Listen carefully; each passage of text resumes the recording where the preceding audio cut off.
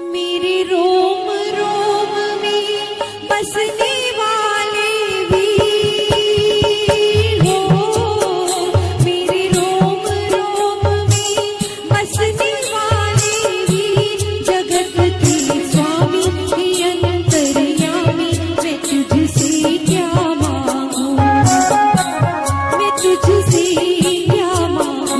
मेरे रोम रोम में बसने वाले वीर,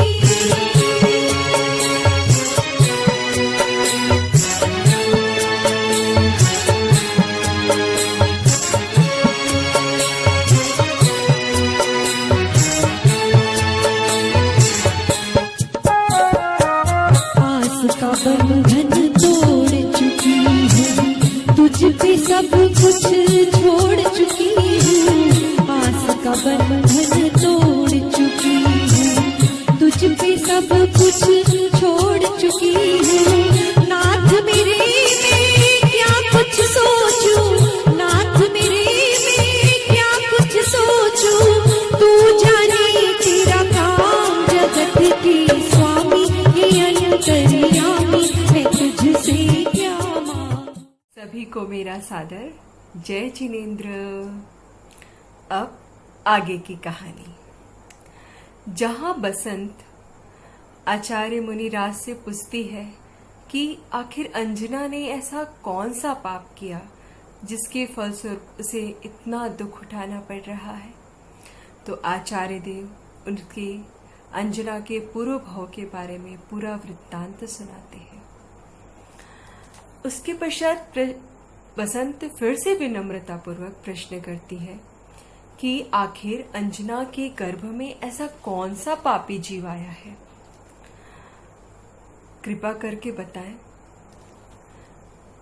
महामुनिराज कहते हैं, पुत्री, अंजना के गर्भ में कोई पापी जीव नहीं आया है, उसके गर्भ में तो अद्भुत पुण्य का धनी जीव आया है, जो इस लोक का सलाका पुरुष, काम देव और सुंदर लुभावना रूप लेकर इस पृथ्वी पर जन्म लेगा और सारी पृथ्वी के समस्त विभूतियों का स्वामी होगा। एक दिन पर उसे वो ठुकरा कर निर्जन वन की ओर निकल पड़ेगा। ये जन्म उसका आखिरी जन्म होगा। पुत्री, चरम शरीरी जीव अंजना के गर्भ में आया है। यह उत्तर सुनकर बसंत ने फिर प्रश्न पूछा कि हे प्रभु, इतना प्रबल पुण्य का स्वामी अगर अंजना के गर्भ में आया है, तो अंजना को और उसके गर्भ में पल रहे जीव को, दोनों को इतनी यातनाएं क्यों झेलनी पड़ रही हैं? तो महामुनिराज उत्तर देते हैं, कर्मों की लीला विचित्र है पुत्री। जिसने जो कर्म किया है उसका उसको फल भुगतना ही पड़ेगा, पर इस बार गर्भ में उन कर्मों को नष्ट करने का बल लेकर आया है। इसलिए तो उपसर्ग में खेलता हुआ, इस कर्मों से निरपेक्ष अपने ज्ञायक स्वभाव सत्ता को प्रसिद्ध करता हुआ सारी जगत को मूक उपदेश देता हुआ आ रहा है। क्या मूक उपदेश देता हुआ आ रहा है? कि कोई को किसी की आश्रय की जरूरत नहीं है। क्या? किसी को किसी के आश्रय की जरूरत नहीं है। ऐसा कहकर वात्सल्य और करुणा की मूर्ति महामुनिराज आगे गमन की ओर चल पड़ते हैं। अंजना पीछे पीछे रुदन भरे कंठ से उनसे विनम्र आग्रह करती है कि हे महामुनिराज, मुझ जैसी दया पात्रा को आपके चरणों की छाया भी नहीं मिलेगी। तो महामुनिराज कहते हैं, अरे, प्रभुता को धारण करने वाली महासती अंजना आज दीन स्वर में कैसे बोल रही है? लोक में किसे किसको आधार है पुत्री। आधार और सुरक्षा को बाहर मत खोजो, वो तो भीतर ही है। पंचेंद्रिय के विषय में सुख बुद्धि मानकर अज्ञानी जीवों को जो विषयों की जो मिठास है, उस मिठास के बने रहने से असाता का रस निरंतर निरंतर बढ़ता रहता है। इसकी वजह से उसे वर्तमान में तो दुख झेलना ही पड़ता है और भविष्य में भी अनंत दुख उठाने पड़ते हैं। और उसी दूसरी ओर धर्मी जन इस वर्तमान कर्मों के उदय के बीच में भी ज्ञान वैराग्य को आदर्श बनाकर अपने सुख, अपने प्रभुता का आश्रय लेकर अनंत काल तक अबाध्य अबाधा सौख्य रस का पान करते रहते हैं।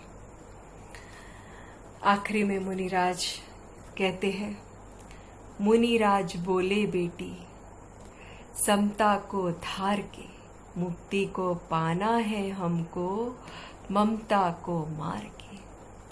हिम्मत ना खोना बेटी, तुम तो बलवान हो, चेतन भगवान हो तुम, आनंद की खान हो। उदयों का नाटक देखो समता संहार के, मुक्तिगामी जीव तेरे कुख में है पल रहा, इस भव में ही सिद्ध होगा आनंद उछल रहा। चरम शरीरी नाम होगा हनुमान रे, सिद्धों से बातें करते करते धन्य मुनि संत रे, चलते फिरते सिद्धों से मुनि भगवंत रे। अंजना तू सिद्धों जैसी, अंजना तू सिद्धों जैसी समता संभार रे, मुक्ति को पाना हमको, ममता को मार के। इतना कहकर आचार्य महामुनिराज क्षण भर में ही आकाश मार्ग से गमन कर गए। दोनों उनके चरणों में झुककर अपनी आत्माराधना में लीन वहीं जंगल में बैठ गए और उसको अपना निवास स्थान बना लिया। आगे अब उनके साथ और क्या क्या घटनाएं होती है अगली कहानी में। तब तक के लिए मेरा सादर जय जिनेंद्र। मैं तुझसे क्या मांगू, मेरे रोम रोम में बसने वाले वीर।